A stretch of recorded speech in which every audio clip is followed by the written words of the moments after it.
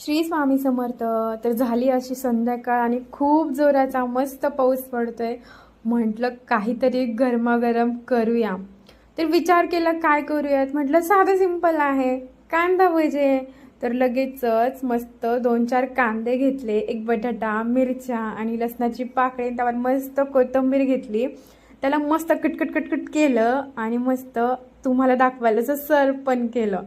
लगेचच कढईमध्ये कांदा टाकला, त्यामध्ये मीठ टाकलं, लसूण, मिरच्या आणि वरतून कोथिंबीर आणि बेसनाचं पीठ. थोडंसं कोरडं झालेलं म्हणून थोडंसं पाणी टाकलं आणि हे मिश्रण 10 मिनटं मस्त झाकून ठेवलं मुरण्यासाठी.